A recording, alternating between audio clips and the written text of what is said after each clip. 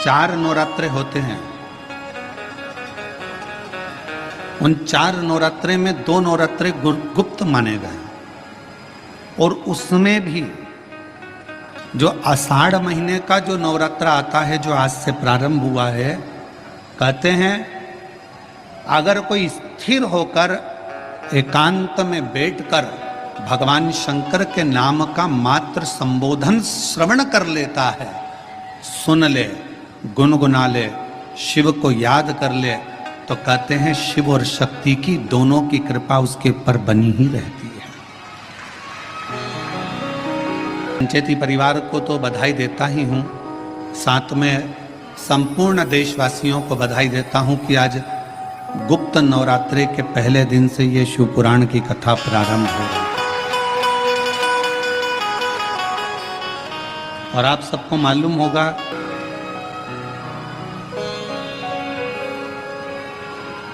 और आज वही नवरात्रे, गुप्त नवरात्रे से ये शिव कथा संचेती परिवार में प्रारंभ हुई और उसमें परिवार को तो साधुता है, पर साथ में बेजापुर वालों के भी कोई 2 लोटे जल का कमाल है, ये पक्का है।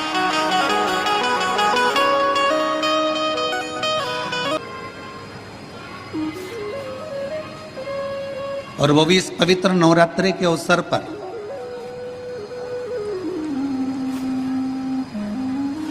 एक बेलपत्र के वृक्ष की महत्वता शिव महापुराण के प्रारंभ ही बता देता है।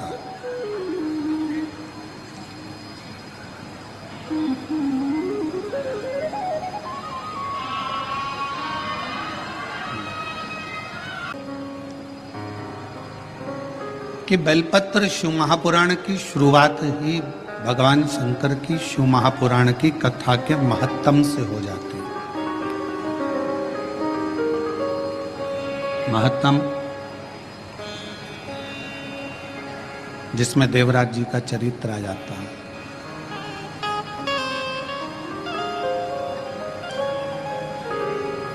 और वो देवराज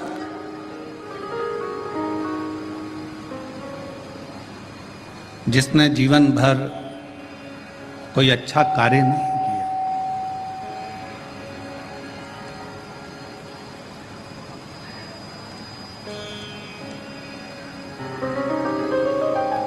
वो देवराज जिसने श्रेष्ठ कोई कर्म नहीं करा,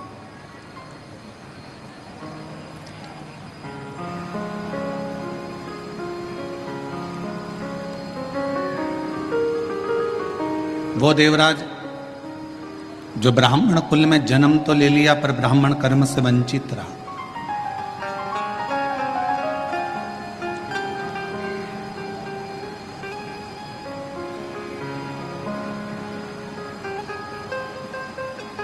और ब्राह्मण कर्म करना,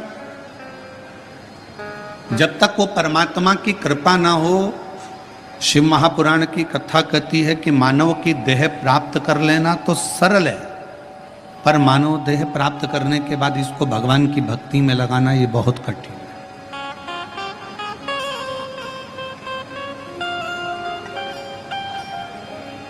देह मिल जाएगी बहुत सरलता में, आपने कोई पूजन अधिक करी है, पाठ अधिक करा है, मंत्र जाप करा है, भोजन कराया, भूखे को प्यासे को पानी पिलाया, किसी की शिक्षा की व्यवस्था, किसी की चिकित्सा की व्यवस्था जो तुमने करी, तो उससे हो सकता है कि तुम्हारे जीवन में थोड़ा पुनः फिर वापिस मानव का शरीर मिल जाए, मनुष्य की देह मिल जाए, मना नहीं।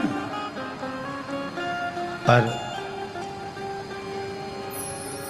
मानव देह मिल जाना एक अलग विषय है, और मानव देह प्राप्त करने के बाद वापिस भगवान की भक्ति को कर लेना, भगवान के भजन को धारण कर लेना, भगवान के स्मरण को धारण कर लेना, ये कठिन।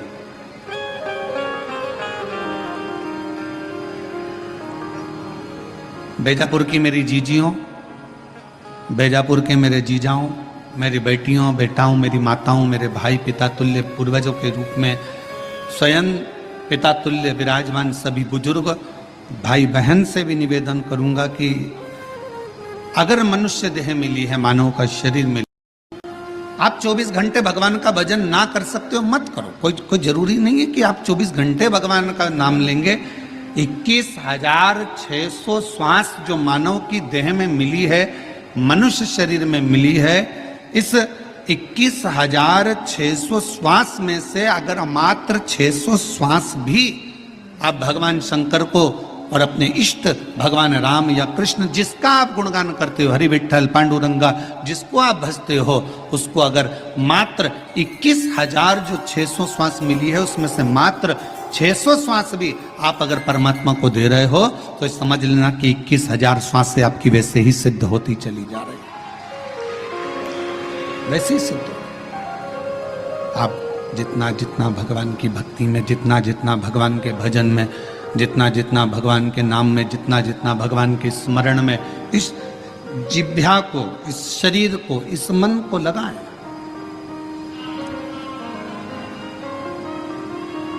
करो कोई अच्छा कर्म जीवन में। और फिर निवेदन है कि मत बुरे कर्म कर बंदे वरना पछताएगा, भगवान बच नहीं पाएगा, तू बच नहीं पाएगा। अरे ओ अज्ञानी मत कर नादानी, अरे ओ अज्ञानी मत कर नादानी। तेरे कर्म का फल भी तू ही पाएगा, जैसा किया तूने तेरे आगे आएगा। मत बुरे कर्म कर बंदे वरना पछताएगा, भगवान की आंखों से तू बच नहीं पाएगा, तू बच नहीं पाएगा। अरे ओ अज्ञानी मत कर नादानी। रहो परिवार में, कुटुंब में, नातों में, रिश्तों में। कोई तुमसे कह दे कि तुम अपना घर छोड़ दो तो कह देना सीओर वाले महाराज ने मना करा, मैं अपना घर नहीं छोड़ सकती। कोई तुमसे कह दे कि तीर्थ में जाकर बैठ जाओ तो मना कर देना, हमारे बस की बात नहीं है तीर्थ में बैठना। कोई तुमसे कहे किसी नदी के तट पर जाकर बैठ जाओ, सन्यासी बन जाओ, संत बन जाओ, साधु बन जाओ, तपस्वी बन जाओ, साधक बन जाओ, उपासक बन जाओ, मना कर देना, हमारे बस का कुछ भी नहीं है। शिव महापुराण की कथा तो कहती है शंकर का एक तत्व अपने भीतर धारण करो। शिव जी अपनी अर्धांगिनी धर्मपत्नी के साथ रहते हैं, शिव जी अपने बच्चों के साथ रहते हैं। 33 कोटि देवताओं में केवल एक देवाधिदेव महादेव ऐसे हैं जो अपने पूरी विथ फैमिली पुजाते हैं। विथ फैमिली, पूरा परिवार। भगवान शंकर किसी देवता का परिवार पूरा पूछते हुए बता दो। 33 कोटि देवताओं में केवल एक शंकर भगवान हैं जिनकी धर्म पत्नी को भी पूजा जाता है, जिनके पुत्र श्री गणेश जी को भी पूजा जाता है, जिनके पुत्र श्री कार्तिकेय बाबा को भी पूजा जाता है, जिनकी बहुएं रिद्धि सिद्धि भी पूजा जाती है, जिनकी बेटी अशोक सुंदरी भी पूजा जाती है, जिनकी कन्याएं जया, विषहरा, शामली बारी, दौतली देव भी पूजा जाती है, जिनके पोते शुभ और लाभ पूजा जाते हैं, जिनके परपोते अमोद और प्रमोद पूजा जाते हैं। जरा विचार करिएगा कि 33 कोटि देवताओं में केवल एक देव है, देवाधिदेव महादेव, जो अपनी फैमिली के साथ फुल एंजॉय में, आनंद में जिंदगी जीने का तरीका सिखाते हैं। केवल शिव।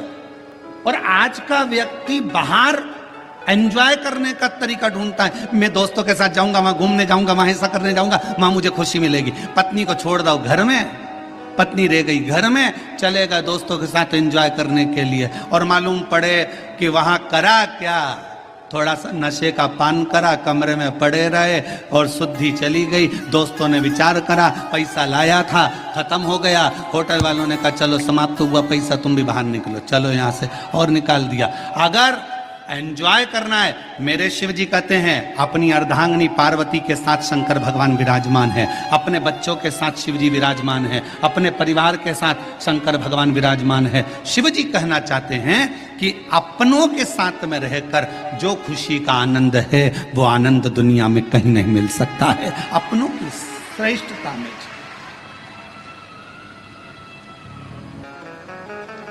और शंकर जी के परिवार में एक चीज और है, थोड़ा सावधानी रखिएगा, सबको निभा के चलना है। जगत जननी दुर्गा भवानी बैठती है काय पर? जम के बोलो, शेर पर। शंकर भगवान बैठते हैं नंदी पर। शिव जी के गले में सर्प। गणेश जी चूहे पर। कार्तिकेय जी, अरे बोलते तो जाओ, मोर पर। हमें भी तो मालूम पड़े, बेजापुर में सबकी आवाज तो ठीक है?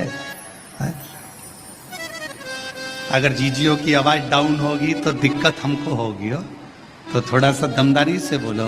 कार्तिकेय जी काय पर बैठते हैं? मोर पर।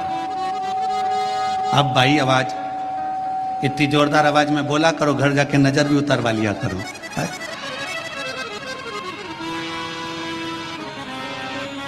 सब बैठे हैं। शिव जी नंदी पर है, मां जगत जननी दुर्गा भवानी शेर पर है। शेर नंदी को नहीं छोड़े अगर समय मिल जाए तो। सर्प चूहे को नहीं छोड़े, मोर सर्प को नहीं छोड़े, सब दुश्मन।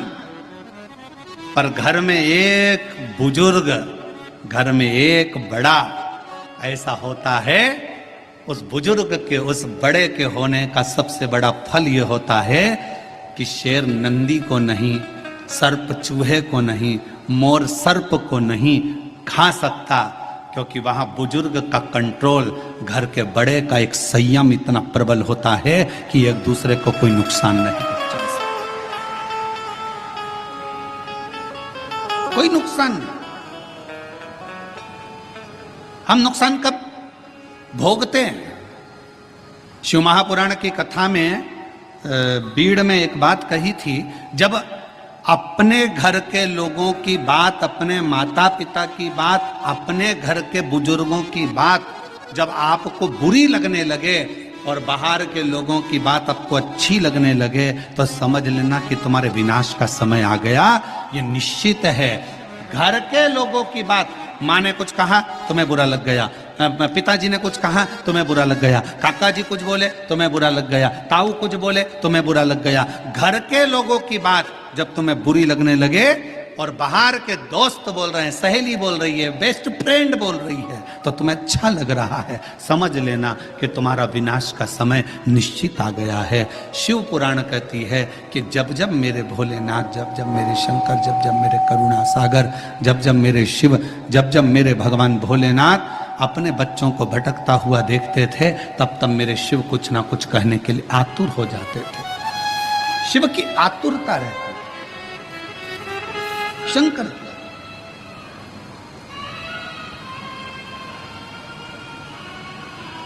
शिव की आतुरता रहती, और शिव शिव है।